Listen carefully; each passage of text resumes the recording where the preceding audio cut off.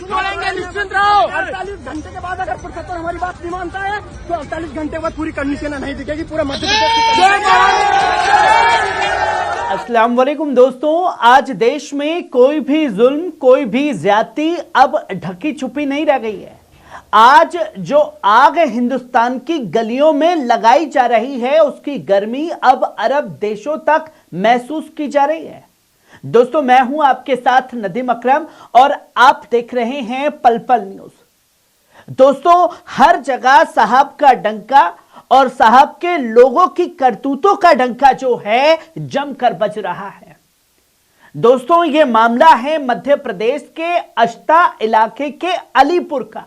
एक ऐसा इलाका जहां मुस्लिम आबादी रहती है, जहां लोग अपने घरों में थे, अपनी जिंदगी में मसरूफ थे। रिपोर्ट के मुताबिक करनी सेना के कुछ लोग अपनी गाड़ियां रोकते हैं, सार्वजनिक जगह पर पेशाब करते हैं।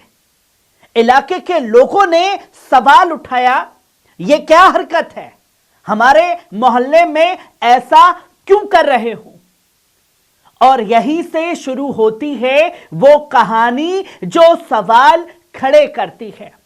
और दोस्तों, सबसे ताज्जुब की बात, कानून किसके साथ खड़ा है? पहले इस वीडियो पर नजर डालिए।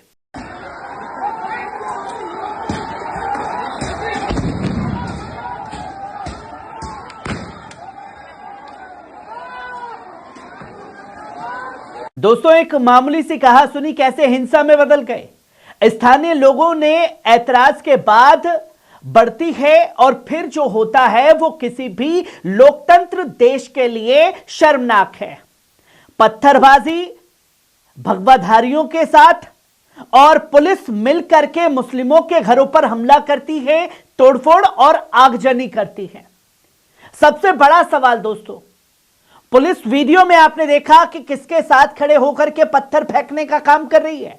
वीडियो और तस्वीरों में साफ दिख रहा है कि पुलिस और करनी सेना एक साथ नजर आ रहे हैं। पत्थर किसके खिलाफ इस्तेमाल किए जा रहे हैं? यही वो पल है जहां सवाल खड़ा होता है, क्या पुलिस का काम भीड़ के साथ खड़े होना है या संविधान के साथ खड़े होना है या संविधान की धज्जियां उड़ाना है?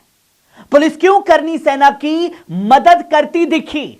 यह सबसे बड़ा सवाल है दोस्तों। अगर यही काम किसी मुस्लिम संगठन ने किया होता तो क्या होता देश में? इस वक्त लाठीचार्ज हो रहा होता, मुसलमान ऐसे हैं गिरफ्तारियां हो रही होती, यूएपीए देशद्रोही के नारे लग रहे होते।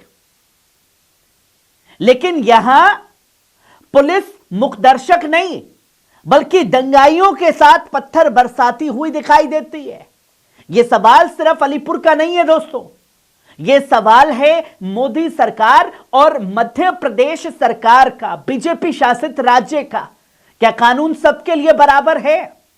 क्या भीड़ का मजहब देख करके पुलिस कदम उठाती है? अगर मुसलमानों के खिलाफ है तो लाठी उठेगी, पत्थर बरसाने वालों को जेल में डाला जाएगा। पर अगर दूसरे समुदाय से हैं, करनी सेना से हैं, आरएसएस से हैं या किसी से भी है, तो उनके साथ पत्थर बरसाए जाएंगे और मुसलमानों को ही जेल में डाला जाएगा।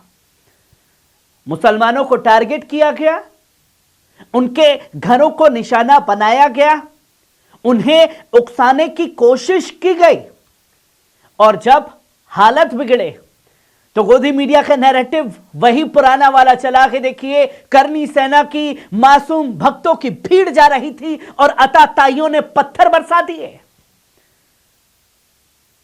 सार्वजनिक जगह पर पेशाब कौन कर रहा था? किसने रोकने का काम किया जिसके बाद यह बवाल बढ़ा? किसने शुरू किया? किसके घर चले? किस पर पत्थर पड़े? यह सब गायब। और अब यह गूंज अरब देशों में सुनाई दी है। अली फारिस कौन है दोस्तों? अब यह आग सिर्फ भारत तक सीमित नहीं है। अली फारिस एक अरबी शेख पत्रकार, जिसने देश के सोशल मीडिया एक्टिविस्ट, पत्रकार और पॉलिटिकल कमेंटेटर हैं। वे मध्य पूर्व क्षेत्र से हैं, खासतौर पर अरब दुनिया में मानवाधिकार और मुस्लिम मुद्दों पर खुलकर बोलते हैं। अली फारिस ने क्या लिखा है? अलीपुर की तस्वीर और वीडियो सोशल मीडिया पर शेयर की और अरब शेख ने लिखा कि भारत में मुसलमानों के घरों पर पुलिस की मौजूदगी में पत्थर बरसाए जा रहे हैं। यही वो पल है जब अरब दुनिया सवाल पूछती है हुकूमत से, क्या यही है भारत का लोकतंत्र? क्या यही है भारत का सेक्युलरिज्म का राग? अंतर्राष्ट्रीय छवि को नुकसान पहुंचा है इन हरकतों की वजह से। दोस्तों, मोदी सरकार दुनिया में जाकर यह कहती है सबका साथ, सबका विकास, माइनॉरिटी सेफ है। कैसे सेफ है? लेकिन जमीन पर अलीपुर है, नूह है, मणिपुर है और दिल्ली के दंगे भी हैं। और अब अरब देशों के लोग इस पर खुलकर बोल रहे हैं, पत्रकार खुलकर लिख रहे हैं, जिससे भारत की छवि खराब हो रही है। और यह वही भारत है जहां भारत का तेल कारोबार से जुड़ा है, लाखों भारतीय काम करते हैं, डिप्लोमेसी पूरी तरीके से टिकी हुई है। पर यहां रह रहे दंगाइयों को इससे कोई लेना देना नहीं है कि आखिरकार कौन है करनी सेना जो इस तरीके से माहौल खराब करती है। यह सवाल पूछा अरब शेख ने।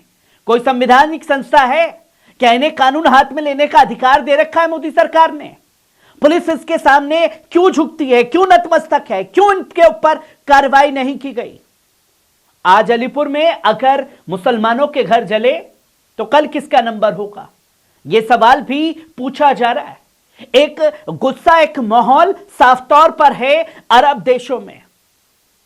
दोस्तों, यह सवाल सिर्फ मुसलमानों का नहीं है, यह सवाल भारत के संविधान का बन चुका है। अगर आज मुसलमान निशाने पर हैं तो कल कोई और होगा। और तस्वीरें नजर आ रही हैं, क्रिसमस का माहौल चल रहा है, क्रिश्चियनों को कैसे परेशान किया जा रहा है, पुलिस खड़ी तमाशाई बनी हुई है।